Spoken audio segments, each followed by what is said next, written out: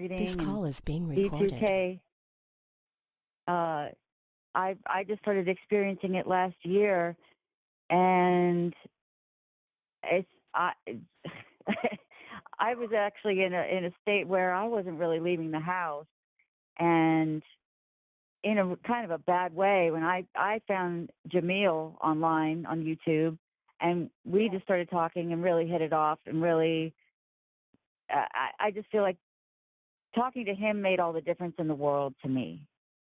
And I feel like that's really what we wanted to do with talking with each other, is to reverse that type of mentality where you feel like you're all by yourself, that you're going crazy, that this isn't, this is it's such an isolating experience where you don't have people in your life that you can really talk to about it.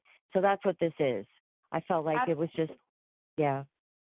Yeah, it's the most intense, cruel operation because you get it from all sides. You get it from, strangers, family, everyone. So That's it. It's unbelievable. It's unbelievable,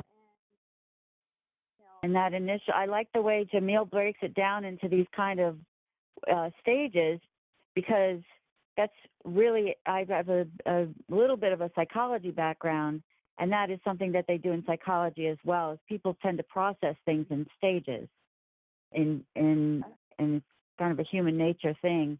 So right. I guess we just wanted to reach out to people, find out what's been going on with people, what's your story, and what stage are you at? Talk about what's going on. Yeah. Well, my story began in 2013 in San Antonio, Texas. Uh-huh. And, when I initially moved there, I had no... Your phone's breaking up a little bit. Okay. Can you hear me now? Yeah. Okay. I had no idea, the intense psychological operations that were going against me at the time. I didn't know there was an FBI building, a secret headquarters there. I didn't know that, my food and my water was being drugged. I didn't know, anything that was going on at the time. Wait, you cut out again. Okay, can you hear me? No, still kind of cut out. Yeah, that's always happening when I'm like trying to do something important. That's really Is strange. that right? Interesting. Yeah. But they've and I'm actually wondering how long, this has been going on in terms of the technology, the variations of technology, because obviously they've been doing this for a lot longer than just after Obama came into administration, So, but, they were doing it way before you were born. Right. Yeah. I think we try to look for markers in society where, this happened, so that must mean that this. And I think that we, even nobody really knows exactly where this technology first started and who's using it and how, but we know it's been around a whole lot longer than what has been told. Since at least Vietnam. Even maybe since World War II. We don't really know. Yeah, I mean, the MK Ultra program started in '53, and a lot of psychotronic weapons by the Soviets were being tested in Vietnam on American troops, and American troops were testing psychotronic warfare on the Vietnamese and the Soviets, and over in Cambodia and Laos, and so it's been around for a long time. It's not nothing new. And that's just what we have been, exposed to in terms of. There are countless situations of files being destroyed and, all kinds of, cover-ups. So that's just what we know. But this this could go a whole lot deeper than that. So, Yep. yeah, that's my opinion. But yeah, but yeah, I've been silent my entire life. But it's just, Really? yeah, the intensity of it was, I mean, my own parents. Wait, I can't hear you again. This is important. Okay. Let me see what's going on here. Can you hear me now? Yes. Okay. Growing up, I had parents that were, you know, they were teachers, but they never really understood politics or anything like that. But I was always into, you know, research and investigating history.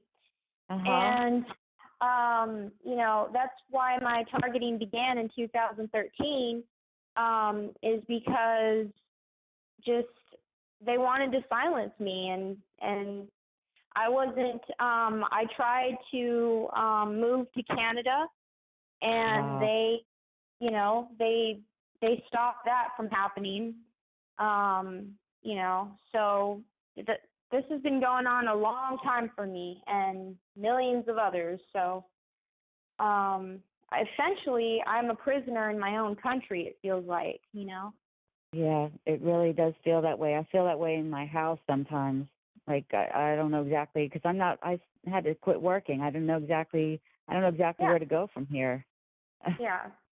Yeah, Yeah. we're stuck in a very strange limbo, you know, and I have been receiving a lot of deja vu, a lot of Cool. yeah, where events will repeat themselves, and just I never used to have that happen to me. So yeah, there are many elements involved in this. Yeah, we talk about that a lot, that it's not just the technology, it's not just government agencies that are involved. There's a spiritual aspect.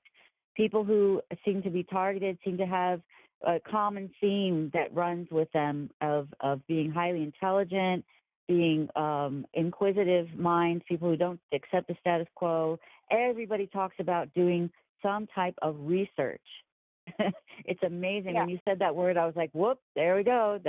Everybody talks about digging deeper to find the truth, like being able to look at a situation and saying, something doesn't seem right about that. Let me take a look at this. And then they find things, and they find out more, and they find out more, and they could even experience the type of a spiritual awakening, they call it, where you even called clairsentience, where you somehow just know things. You could look at a photograph of something and just know the information that's behind it, what's really going on. Where does that come from? It's like it's like we're awakening to our true gifts as human beings that we were supposed to have, that we were lied to, that, you know, they show up as sci-fi movies and things like that. And that's actually how we're supposed to be. Like, we're supposed to have all these special powers. And I think that people who start waking up to those a lot of times get targeted. And then it becomes a nightmare. You can't access your gift. No, you can't. Absolutely not. It's the worst feeling. It's the worst feeling. It's like knowing that's there, knowing that you're supposed to have these abilities and not being able to access them because something's like blocking you.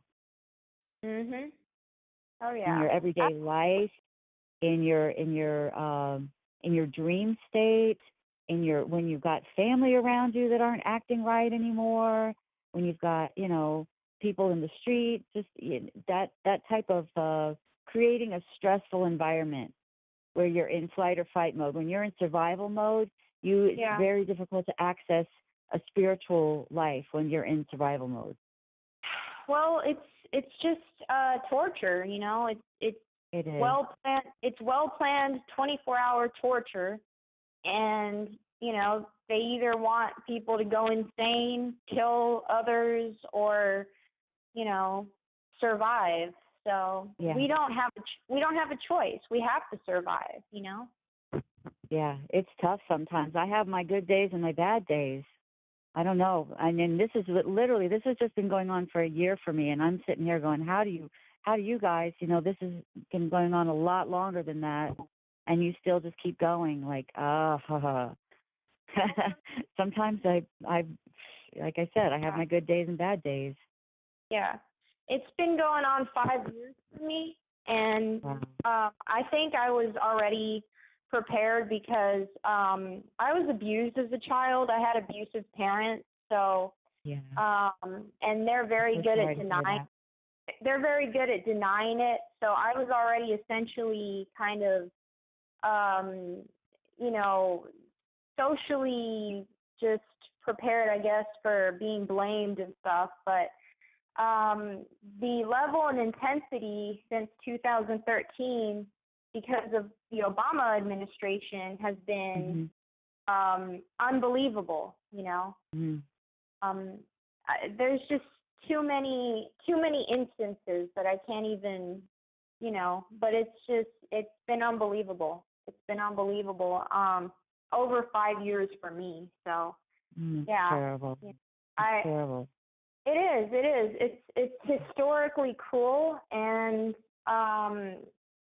the whole world knows that this is going on, but they can't really pinpoint what's exactly going on. So that's where they get us, is like, if we try to speak out and, bring attention to it, it's essentially shut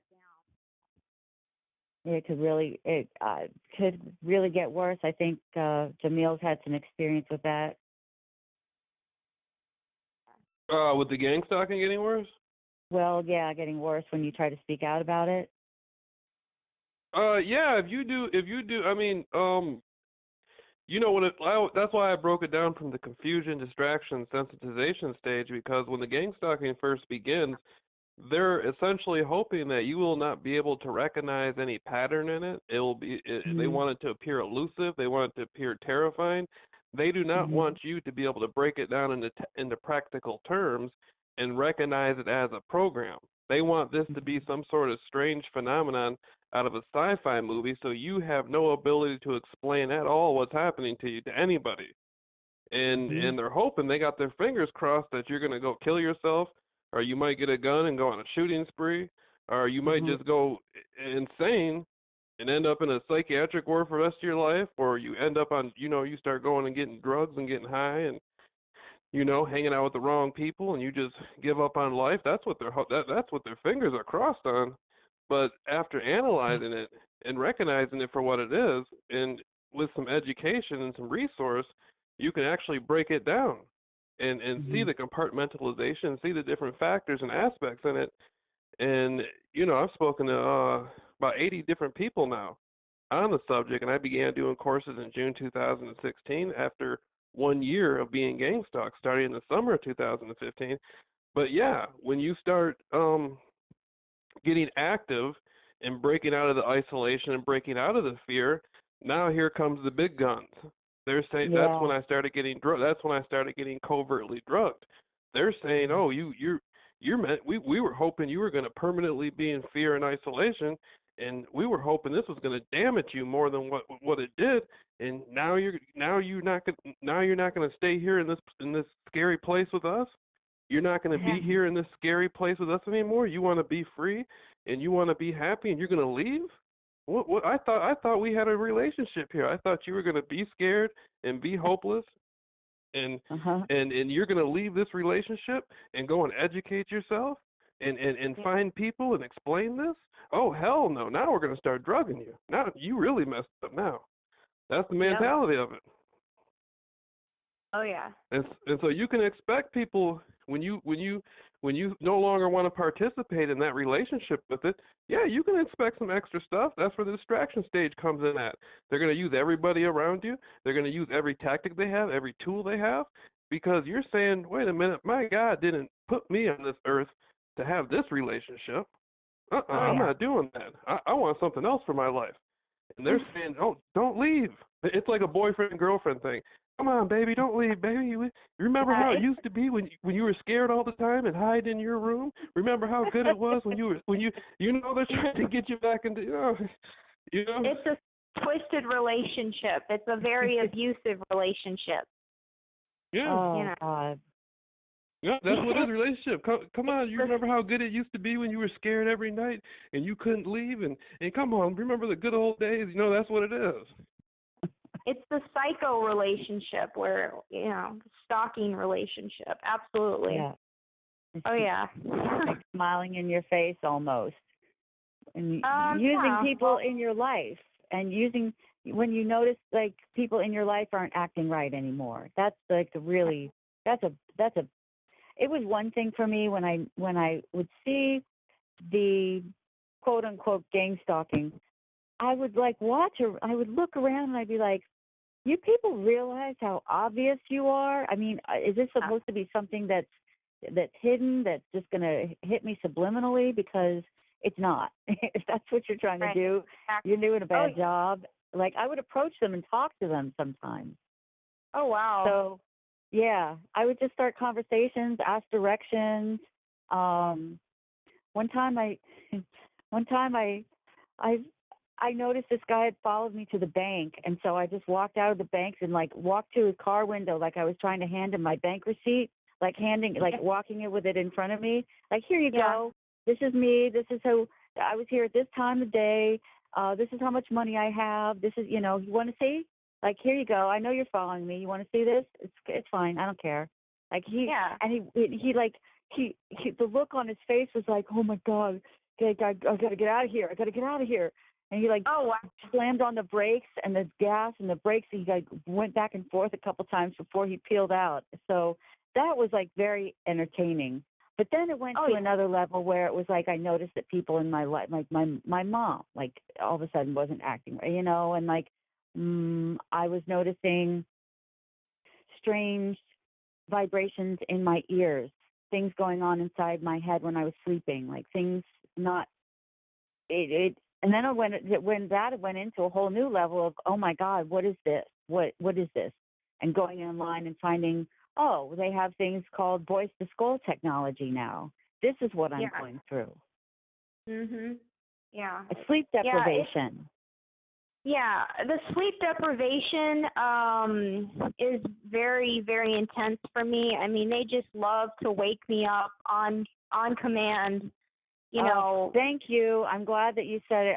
It is the worst feeling when you're trying to, you've got to get you've got to get to your job the next day. That's the reason that I left my last job was I would not sleep sometimes for 4 days in a row at all. Just no sleep at all.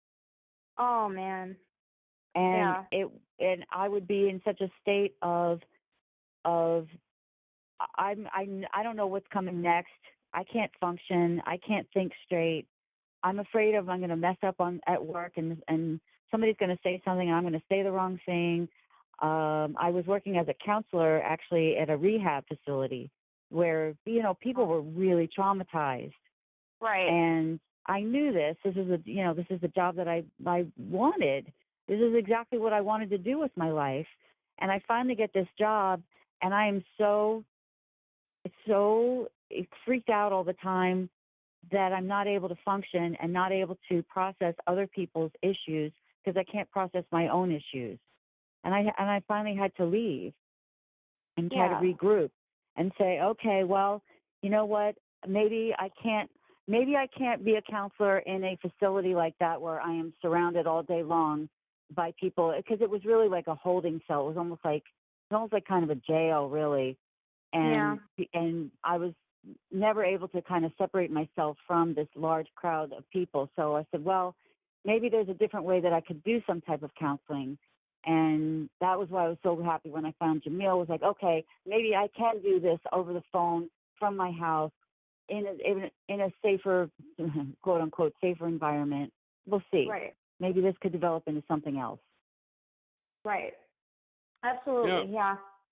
You got to keep moving and keep thinking of different ways to live, to survive, to not just survive, but to thrive, to say, okay, this is my experience. I'm not going to let it change me. I'm not going to let it define me. That's what Jamil was saying last night that I thought he said so well. I am not going to let this experience define who I am. Right. That's right. Absolutely. you know what they're one of the things they're doing now, well, not that they're doing now, they've been doing it, but a lot of times people will ask, why do they use more noise campaigns for me and they don't other people are? Why do they use more visual techniques, the brightening and That's the a good color question. coding? It has to do with your learning process. Some people are Mm-hmm. audio learners. They learn better Mm-hmm. hearing. Some people are visual learners. They learn better seeing. Interesting, though. How do they know that? How do they pick They that do. out? Oh, because they're psychologically profiling you. They may Yeah. be evil. There may be evil. I can't say all of them are necessarily evil. That's that's very debatable what that word means in a lot of different ways. But these people are practical people. They're pragmatists. Like Mm-hmm. everything they do is pragmatic. Right. They do psychological profiles and evaluations on you. They've looked into your school history. They want to know how your learning process works. They evaluate you. They look at your eye movements, your body language. They do different sorts of tests on you periodically, and they want to know, is this person an audio learner? Can we Right. train their mind for the psychological harassment better with noise campaigns, or should we focus more intently on the visual aspect of it with the color coding and moving objects around in the person's environment? And so a lot of people ask these questions, why do they do more to me than other people in this way? And other people don't get that. Mm-hmm. It has to do with your brain. They're talking to your subconscious brain because your Mm-hmm. subconscious brain is still conscious. It's still consciousness, but it's more powerful. The subconscious mind is the most powerful. And that's what they're trying to access. They're trying to get real estate into your mind.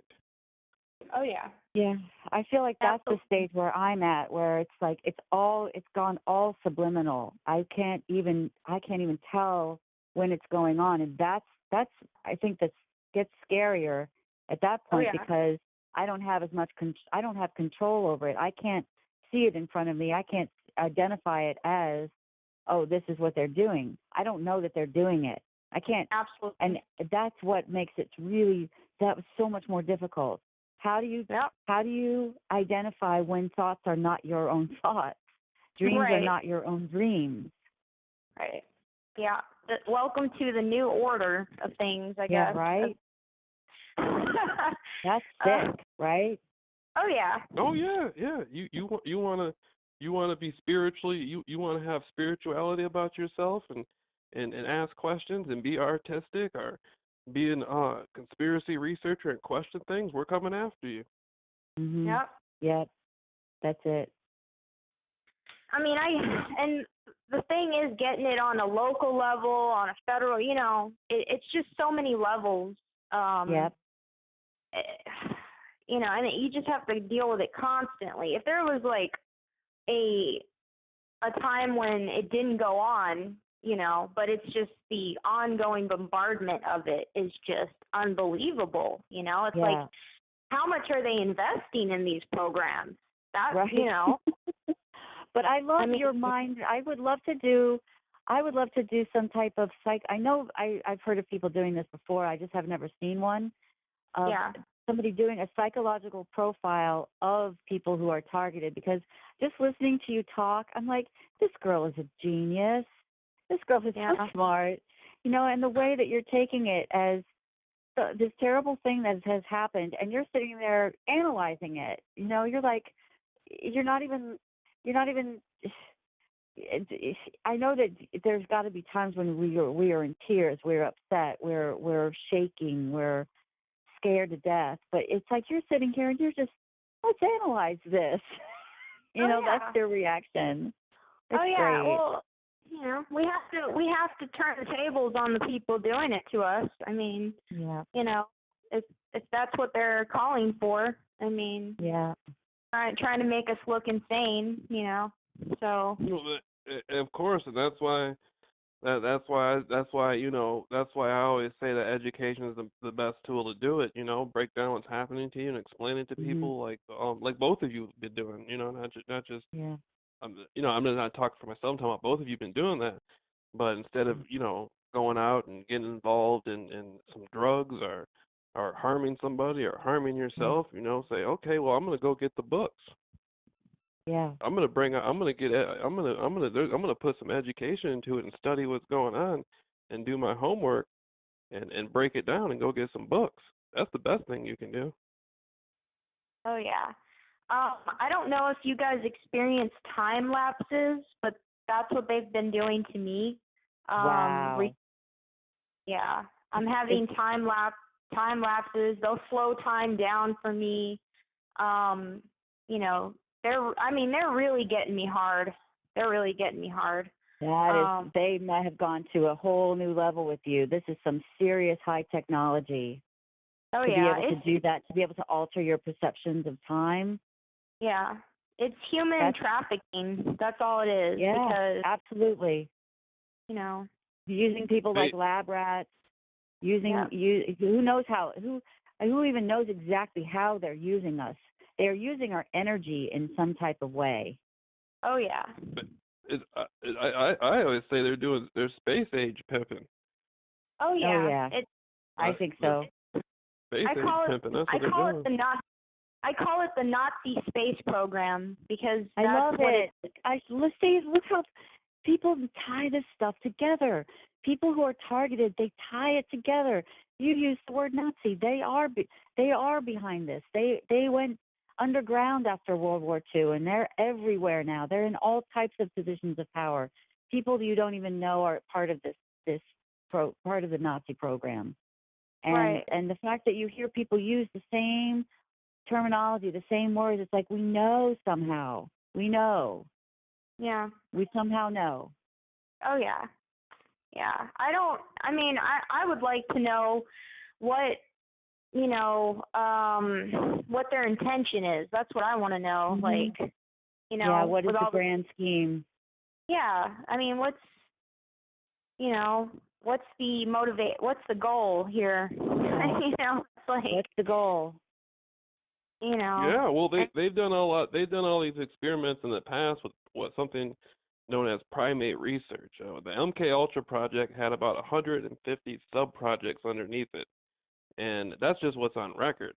And a lot of this started with primate research, monkeys and chimps. And so since the primate research started, now it's coming to the point to where humans are now the monkeys. And so they're opposing a challenge. This is a challenge. They're saying, what are you gonna do? What are you gonna do about this? We're paying people Walmart cards. Yeah, I think it goes. I think that's part of it. I think that the scientific community benefits from it. The hospitals, psychiatry, they benefit from it.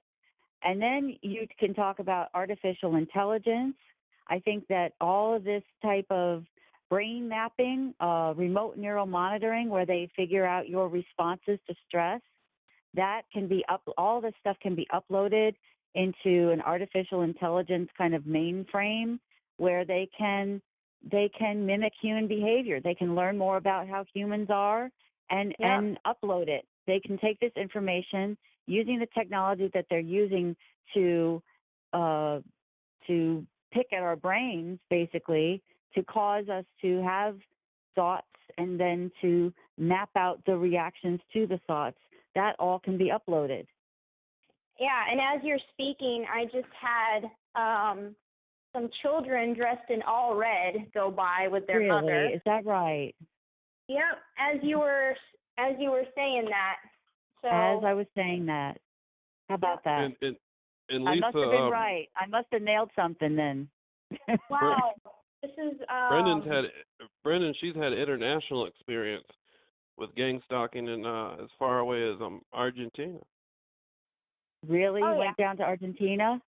Oh yeah. I went down there and a lot of Nazis down there. Yeah, with the red colored, people in red. They love dressing their children up in red. That's their little game. So I'm actually trying to take a photograph, but I don't know where they went. So. Wow, that's interesting. Oh yeah. Right as you were speaking, a mother and her two children, all bright red, and the bicycles were red as well. Wow. So, yep, this is really, really organized. Wow. How about that? Yeah. How about it's that? Unreal. It's unreal. I have cars circling my house 24/7. Everyone's involved. So, yeah, this It's is terrible because I feel like, when so say, you're talking to somebody on the phone, you don't know who they are. They say they're a TI, but you don't really know that. And so then they're talking and all this about their own experience or what their own feelings or thoughts are. And then you see this and you're like, well, is this person involved? That's where you thought, or are they listening in on this phone conversation, which I'm sure they are, and orchestrated that to, somehow sensitize you when you hear that information? Yeah. Well, I mean, I initially... Or is that just something that goes on anyway all the time and you don't really know when it's going to happen exactly? Well, I mean, did you question when you first met Rare Art? Did you question if he was a true TI or not? I didn't actually say that out loud. Mm-hmm. I question everybody that I talk to on the phone. I wonder. I wonder that about everyone I talk to.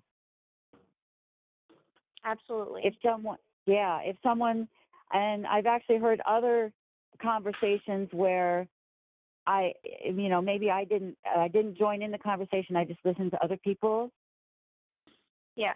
And it was it's interesting when you hear somebody else listening to someone and hear them talking and maybe saying the same phrase over and over again, and to have somebody else say, who are you and how did you get on this line, and are you really a TI or are you a perp? Right. And you're like, wow, this is how they get our brains to function. We can't trust anybody. Oh yeah. It's it's crazy. It is. I mean, it's just, there's so many, oh man, there's so many levels of it though. That's the thing. It's, I mean, what I think too is ultimately after the AI, that's like after we go through like the police and the government agencies and the doctors and we go to the higher echelons of society, like the hidden societies, those type of people. We go to the Nazis, Illuminati, or whatever you want to call them. Then you go to government officials, people who are in power. They know all about it. Then you go to, the scientists doing artificial intelligence. They know about it. You go past that, you go into more of these occult type groups. Yeah. Then we're talking about actual. I think this goes as far as spiritual. Yeah. Where they can. There are people out there who actually know and understand that we are these multidimensional beings, that we aren't just these three-dimensional humans that are stuck here in these bodies. Multidimensional beings that are able to be telepathic, be telekinetic, have healing abilities, be able to be clairsentient, clairaudient, clairvoyant, all those things. Seeing multidimensional beings, seeing aliens, ETs, and being able to travel the space-time continuum at will whenever we want to and come back and create our reality in front of us wherever we want to go and with whomever we want. And I think that's the ultimate goal, is they know that that's who we are, and they're stopping us from getting to that point. They feel extremely threatened by it, too, because they've spent millions, like at Stanford Research. Stanford Research billions of dollars have they spent on this? At Stanford Research, they've spent millions on paranormal. It's up into the billions out of all the different colleges and universities and organizations. But just Stanford Research alone has spent millions on paranormal research, studying psychic abilities, ESP, remote viewing, astral projection. And people sit there and laugh at that stuff when you got educated men with PhDs, well-esteemed intellectuals spending millions on studying the psychic capabilities of humans. They feel extremely threatened by it. It's not a joke to them. No. And the military finds out that people have these abilities. A lot of times they recruit them. You know, they pull them in. And they.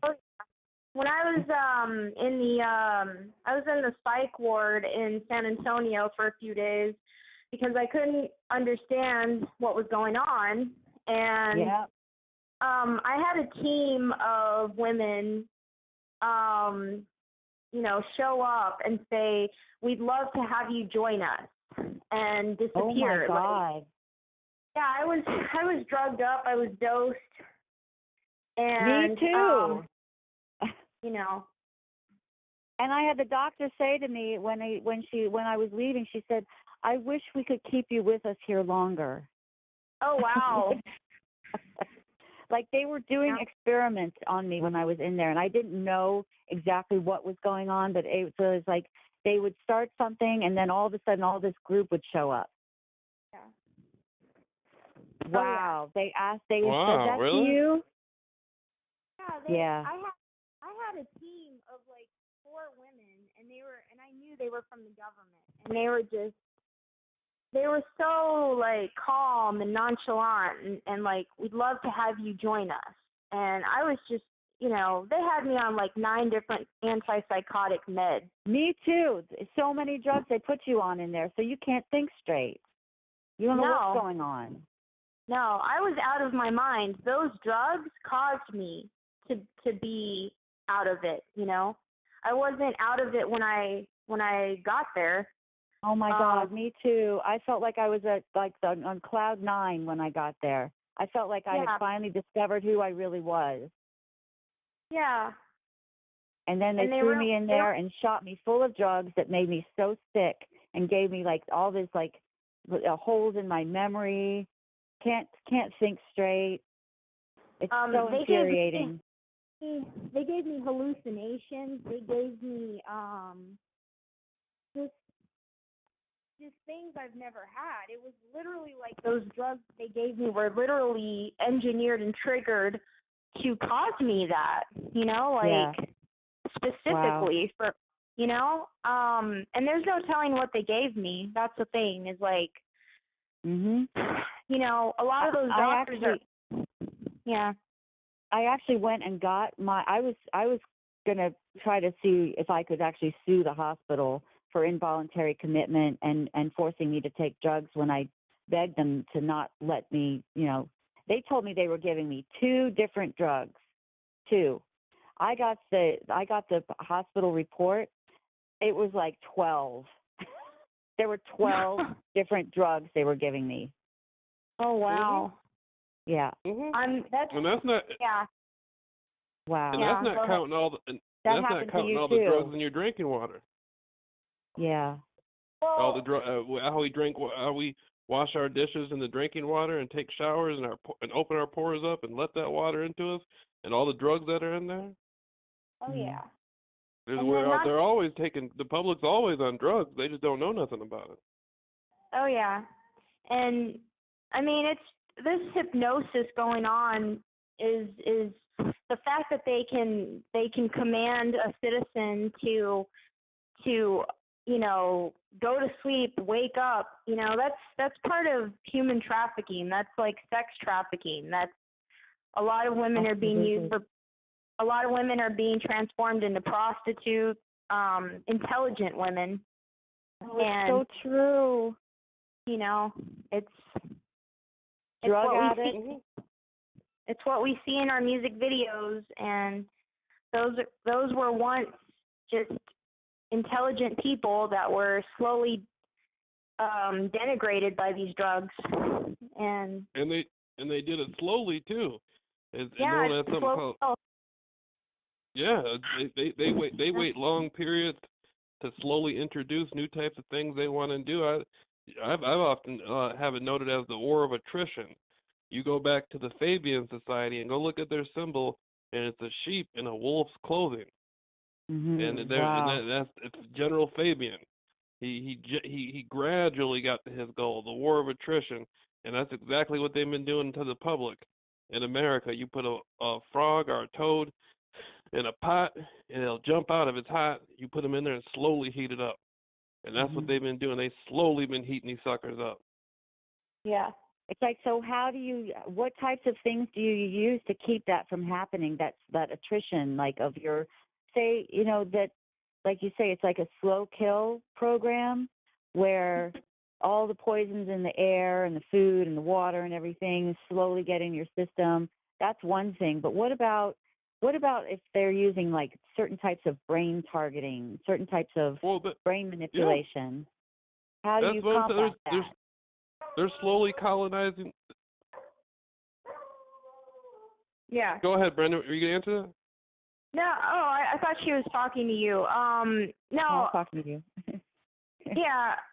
For me, I mean, really, I just use music to kind of counteract what's going on, but the ability to control me is already there.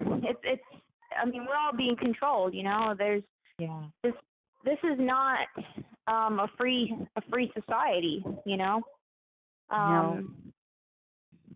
Silence and control, How do you support yourself? How do you get by? Yeah. So I used to write a lot. I used to have blogs. I used to have blogs, but now and I used to actually work. I used to work. I did many different warehouse jobs and factory jobs and manual labor jobs. But when I was a child, I used to invent things. I was very, very bright. And obviously. Yeah, well, since this whole program, I have been unable to really get out there and succeed at functioning and it's just heartbreaking. I mean, me neither. I feel like all the time, like I'm just struggling just to survive every day. And the thing is, like, I was inventing things. I was writing things. I was going around talking to people. I wanted to start a foundation for nonviolent youth offenders that had gotten stuck in programs like Stop and Frisk in New York City, and kids who are really bright but just were wearing the wrong thing in the wrong neighborhood at the wrong time, and they get stuck in the system and they become like, well, fuck it, who cares if you I'm doing the best I possibly can out here, but you're going to call me a criminal and arrest me. I might as well be a criminal. And that's how a lot of these kids get stuck. And I really wanted to try to help those types of kids. And it's like I can't barely work. That's something that's really scary to me. It's like a type of soul murder. They're taking away the best and brightest people in this world. They're taking them out. But we're still around. We're just not able to express ourselves the way we want to, the way we're meant to, because we're under constant attack. Right. We're just neutral. We're being neutralized. There's another man walking his dog dressed in bright red that just passed me. Amazing. Yeah. They're right, and they're making it obvious too. He's walking real slow right next to my house. Wow. Mhm. Yeah. So what are the odds of that, right? Essentially what it is just Nazi communism. It's all mixed into one. And this is this is a type of torture that eventually will be uncovered, eventually. And exposed for what it is, as it's a crime. That's all it is, and it will be exposed. To people is just unfathomable. To do this to people who are creative, who have brilliant minds, who have things to offer the world to make the world a better place. Those are the ones they target the most. Oh yeah. Of course.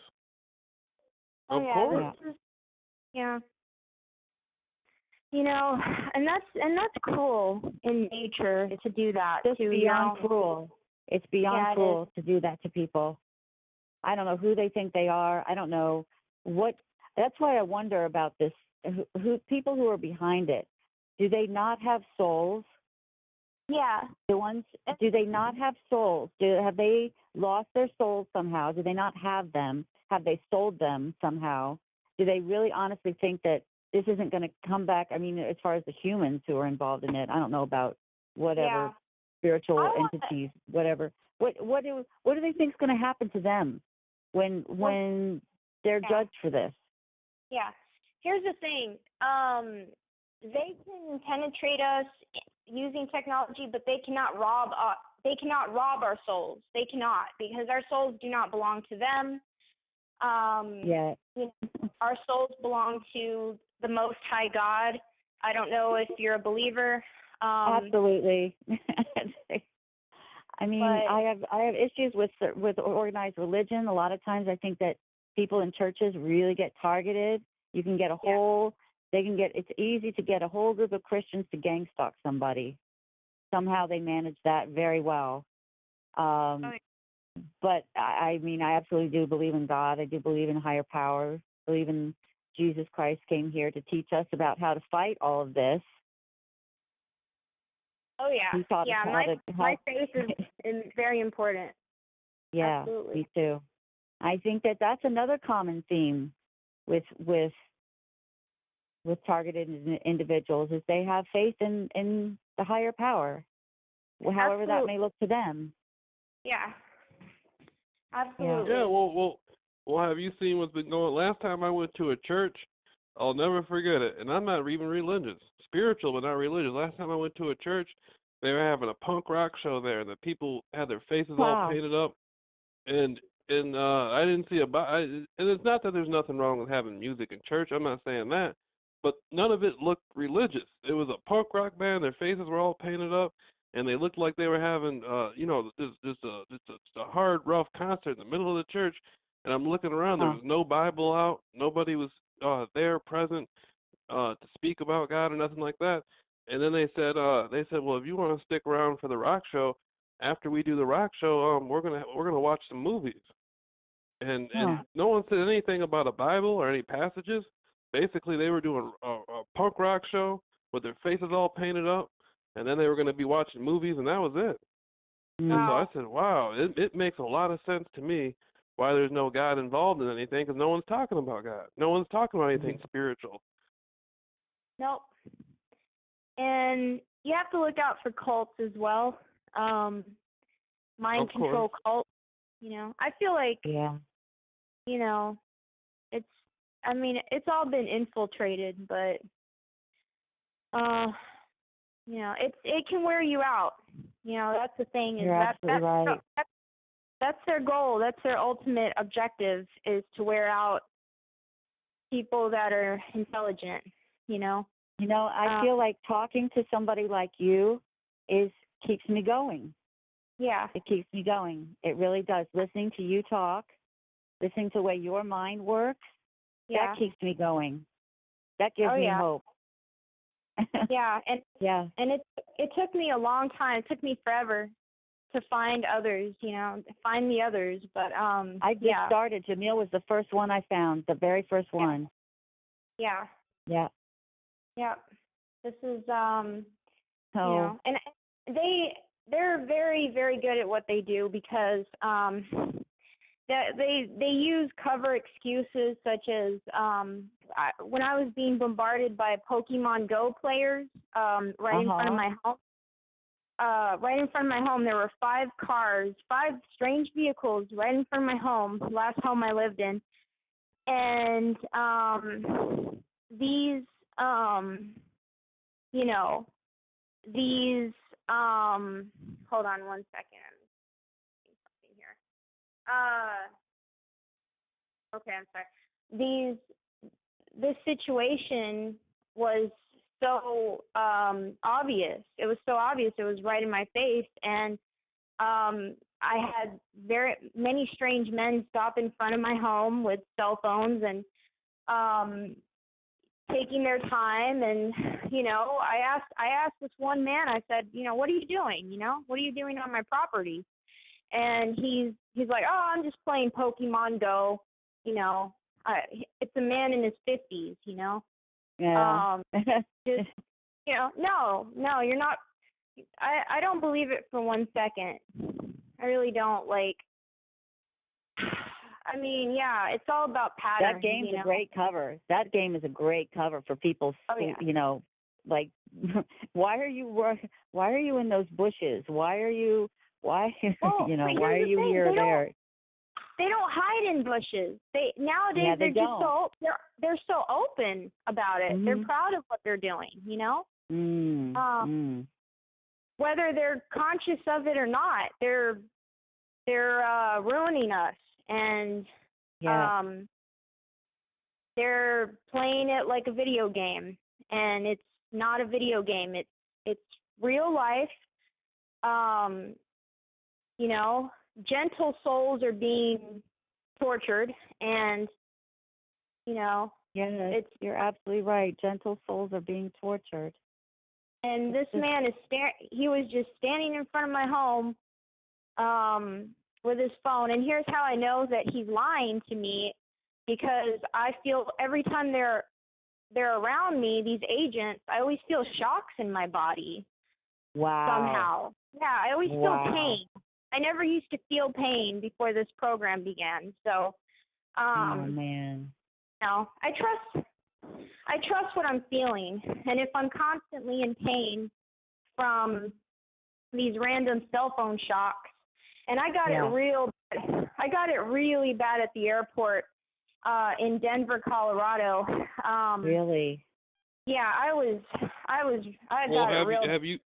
Have you seen the Denver, Colorado, the painting they got in there? Yeah. That's some creepy shit right there. Yeah, what the hell? It's like, talk about Brenda. not hiding in plain sight. Yeah. What happened to you in the airport, though? Really? Well, when I was essentially waiting for my flight to Argentina, and I was sitting there, and I was being monitored by, in my opinion, hundreds of agents throughout the airport, because I felt the shocks on my body. The whole time I felt like the trauma in my brain. I felt so much like I felt this intense horrible pain, sharp pain in my skull. You know, they were paralyzing me with these military grade weapons at the airport, and they were so acting like zombies. They were so nonchalant about it. They were making hand signals. You know, it was essentially the whole airport. You know, there was I couldn't walk into a shop. You know, I walked into I walked all over. I was doing some shopping, and they were always informed that I was going to be there. You know, there was nowhere for me to hide in that airport. You know. Oh man. It was I even tried. I went you know, and it was just they sabotaged my trip. They completely you know. I've heard of this happening and being especially bad in airports. Even people going and killing themselves in airport bathrooms. That's how bad it gets. Yeah. Yeah, it was. And I just remember how angry people were when I was in the bathroom trying to, you know, hide from these electronic attacks. Yeah. The attacks increased. Like, a lot of women were angry at me. They were entering the restroom, and How did they express it, or how did it come out? Their faces. They were they were growling at me. They were. You know, they were just acting very strange around me, and a lot of them were pointing their phones at me. And this was in the restroom, you know. Wow. So, I mean, I wonder if they tell certain people that you are, say you're some, you know, criminal, or they said terrible things about you, and that's how they get them to do things like that. Yeah, it must have been something, because you know, I remember the only place that I actually felt safe in that airport, and there were a lot of people that weren't in on it. A lot of. Can your phone? Hold on a second. Your phone's going out again. Can you hear me now? No. A little bit, not much more. It's. Can you hear me? Yeah, it just checked out. Okay, hello? Yes, there we go. Yeah, we can hear you. Okay. All right. Okay. So as I was saying, the traffic at the airport was it was very congested once I was in the bathroom. I remember the thing is, like, I always do this thing where I just show up early to situations and then kind of test out and see who's going to show up. And the women that were showing up at the restroom at first were just normal women, but it's, I'm sure as soon as the alert got out, that's when all this increased, because the anger towards me increased, and the pain waves, the shocking pain waves, aimed at my body parts, Oh God, it's awful. Yeah, and you have to pretend like it's not affecting you, but you're suffering, And right, absolutely. Yeah, am I supposed? I'm not going to lose my professionalism and my dignity over this. Because it's really hard. Yeah, it's the hardest. I was talking about treating people, getting some type of counseling going with TIs where you treat them for PTSD, post traumatic stress disorder, because that's what everybody has. But we were talking about this last night, Jamil and I, and he was like, "Well, there ain't nothing post about it. That's the problem. It's not. It's ongoing. It's not like it's an event. Post traumatic stress disorder, by definition, is symptoms of flashbacks and things like that of an event that happened long ago. But this is just ongoing. We are being constantly traumatized. Yeah. Right. And like so the how Vietnam do you treat vets. that? Yeah, exactly. Like I have the exact. That's the $1 billion question. That needs to be answered, and it needs to be answered. It needs to be answered now. Yeah. I mean, I've seen some interesting videos of guys talking about massaging different parts of your body, or like the fascia, the connective tissue in your ribs, getting your knuckles in there because of the way that it affects your body. Doing different exercises that stimulate the vagus nerve. The vagus nerve is the main nerve that is involved in the fight or flight response in it's called the HPA axis of when your brain, your hypothalamus, your pituitary, and your adrenals, they are all in a biofeedback loop when you get into that fight or flight mode. And this is all biological stuff. So if you can maybe combat it that way, if you can realize, okay, I am now being triggered, I am now under attack, and I'm going to use my mind to override it by doing different things with my body. Maybe, perhaps that's something that could be worked on. Exactly. I'm not really sure. I think that's maybe a good way to start. That's maybe a good way to go. Yeah, thank you for that. That's going to work, absolutely. Yeah. When you look up, there's a guy, his name is Hochstetter, I think, Richard Hochstetter. He talks about that. There's another guy, his name is Scott Snitzer. He talks about all kinds of different nutrients and stuff, but that stuff gets really expensive. Yeah. And I've tried that, but they always counteract me. They always Wow, really? Oh yeah. They know what they're doing. They're doing it on purpose. But yeah, we have to stay positive, and we have to continue to to ignore them. And that's what they hate. They hate when we ignore them. They love attention, Interesting. That's a good point right there. That's a really good point. essentially they're children. They might be adults, but they're children because we're acting like the more mature people. So, you know. We are the more mature people. Down. We would never go and attack people like this. We would never do this to someone. Absolutely not. Isn't that crazy? It's supposed to be it's supposed to be the completely opposite way around. And it's supposed to be we're the ones getting taught and learning lessons and getting the wisdom, but on some when it comes to some things, it might be the other way around. Yep. There's a noise campaign going on right now as I speak. Wow. Of course. Yeah, there's an enormous group of people right outside of my home right now. Wow. Of course.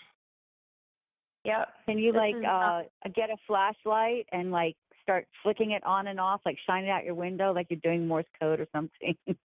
Yeah, these people are funny. They're so pathetic. That's all it is.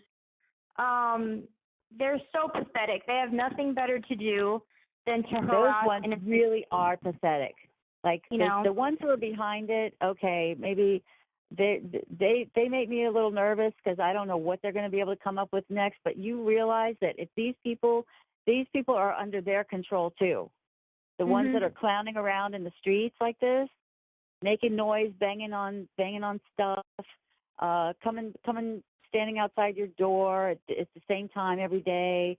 There was a guy that used to come and stand outside my door drunk at the same time every single day. And at first I was like, wow, that sucks. I used to have a drinking problem, and I haven't had a drink in 12 years. So it's kind of like they sensitized, they picked on that particular aspect. It's going to make me uncomfortable being around somebody who's drunk like that. Mhm. And they send the worst, Yeah. They do. So they really do. So it was but that stuff is, those people are being used the same way they think they're using us. Yeah. Oh yeah, absolutely. It could be turned around on them any minute. They are nothing but puppets. This could be just turned around on them so quickly. They're idiots. Yeah. And it already will. It already will. As they're laughing at us, the tables are already turning. I mean, I just know that it's only a matter of time before it's them. It's their turn. Absolutely. Oh yeah. Yeah. I totally believe that. Yeah. Let's keep letting them smile, because they won't be smiling when it happens to them, and it will happen to them. Yeah. Absolutely. I totally agree. Absolutely. There's no doubt about that. I'm absolutely 100% convinced that it will happen to them, whether they like it or not. And and probably way worse. It'd probably be worse for them. Oh yeah. In some respects, it's got to be. Yeah, because they think karma. Yeah, they think they're doing a service, or they think they're they're like you said, they're just being used, and it's sad. It's sad. It's pathetic. It's a complete waste of time and energy and resources, and I mean, there's starving children that are skin and bones that have no food, that are starving, and they are spending billions to lie about people, and I mean, it's useless. It's worthless, There's something really wrong going on, because there were some children in Africa who were starving to death, and they were doing mathematics in the mud with a stick. And they said those children were in Africa who were starving, doing the mathematics in mud with sticks, were far more advanced than the children at the schools here with all these computers and all this stuff. So there's something really off the wall going on around here. Oh yeah, absolutely. Starving people with sticks in the jungle are excelling people in the American educational system. So Is that right? there's something going on. Something's not right here.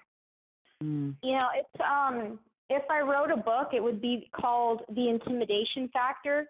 All of this is just intimidation. That's all it is. Yeah. You know, I mean, I'm supposed to be intimidated because a swarm of people are outside of my home. You know, is that supposed to intimidate me? I mean, you know, it's not working. You know, it's pathetic. It's pathetic. It is. You know, I mean, nothing is getting accomplished in this country. Absolutely nothing. Right. This is, oh man, this is so unconstitutional, so inhumane that it's insane. It's just, man, I don't know. I'm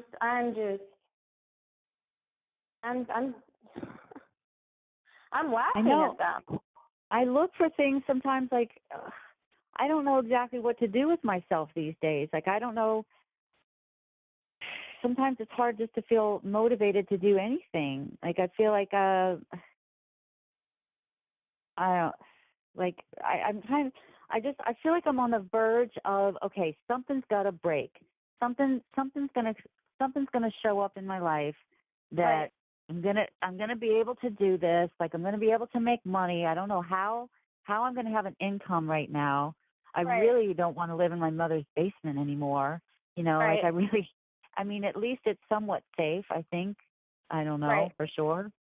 Yeah. I know that I feel like a lot of times I'm getting transmissions that I should kill myself all the time. So it's like, well, even if I don't see hordes of people outside and cars and people aren't making noise around the house, they're trying to kill me in this room right now. Like that's how this is working for me.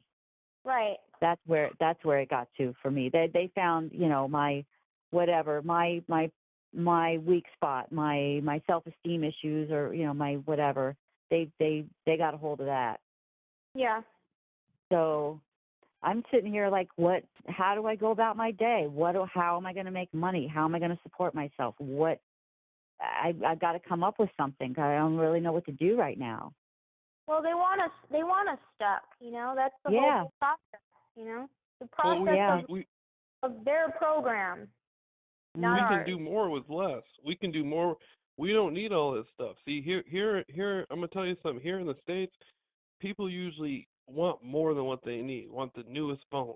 I gotta have a new car. I don't even want anything anymore. I want to be out there and be able to help people and just have, you know, a decent roof over my head kind of thing. And enough money to eat and be able to travel once in a while or something. You know, it's like kind of like I don't have like those types of materialistic. I never really was that way very much, but I'm even less so now. Yeah. I mean, I can't even live with my mother because she has her boyfriend over, you know, 24/7, and it's just a constant, you know, it's like a battle between me and him, and it's so uncomfortable. Oh, that's terrible. Oh, I'm so glad you're not living with her then. I'm so glad. It's uncomfortable. Oh, it's awful. Wait, I think you cut out again. Okay, can you hear me? No. Okay, hold on. Can you hear me now? Okay, Hello? Now I can hear you. Yeah. Okay. Yeah. Yeah, I feel for your situation. I know that it's not convenient, you know. But essentially this program has to have an end. And our goal is to survive, you know. Yeah. Yeah. I know. Yeah. Go ahead. So we were talking the other day with somebody who brought up, she said the funniest thing, she said, you know, you hear about the Russians coming and dropping the EMPs so that they knock out the power grids, and I was thinking, wow, that would be great. No more being electronically harassed or gang stalked. It's like, I would rather have no electricity and go back to the Stone Ages and try to find clean food and water to eat and not be attacked anymore and just be free. That'd be great. Knock it out. Yeah. Go ahead. Well, that's actually what we're wishing for. That's kind of sad. Yeah. I mean, just I'm just researching, all of the Nazis and the Soviet Union, just all this stuff, and it's just so. It's like they have me in a perpetual state of history research. It's like Interesting. I would like to carry on with my life. I would love to. I'm in the same boat as you, and there's millions of us that are stuck.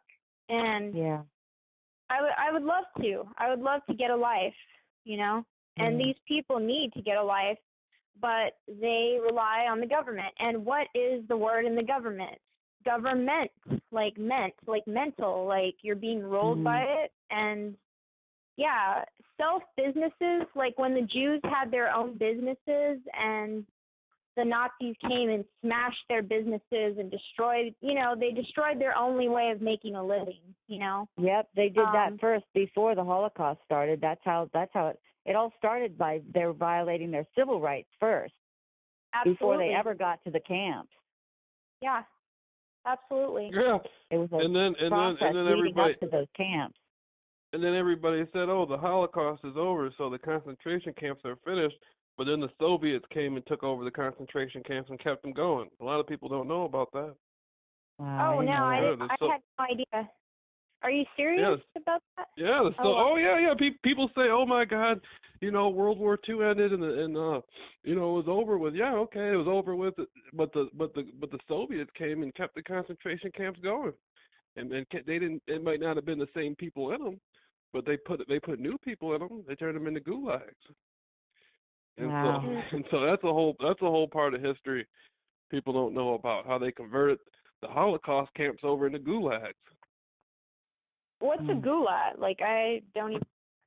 A Russian penitentiary, a Russian prison. Oh wow. Yeah. Here we go. They're famous for the gulags in Siberia because they were so far removed from any civilization and in the middle of the frozen tundra kind of thing. Yeah. Well, people said, "Oh, the Holocaust is over."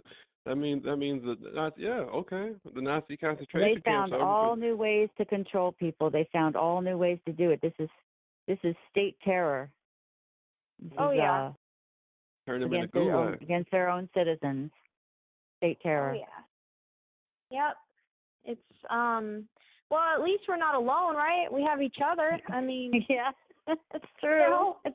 I mean, that's what it boils down to. We create energy by getting together like this. That's what I say is the most important thing, is keeping connections of energy going, and that's what we do by talking with each other like this. We keep we keep these threads going. These threads mean something. They are important. They have value. We need to be out there with each other, camping and fishing and hiking and stuff and getting people together. That's what I'm working on right now. I was going to talk to you about that too. Lisa, why don't I bring, I want to talk about, hold on a second. I was going to say, I'm going to turn this thing off so we can talk more openly. Hold on a second. But go ahead. Oh no, we were saying about getting together, actually being able to, I don't know, like you said, hang out, go hiking, something like that. Absolutely. I think that'd be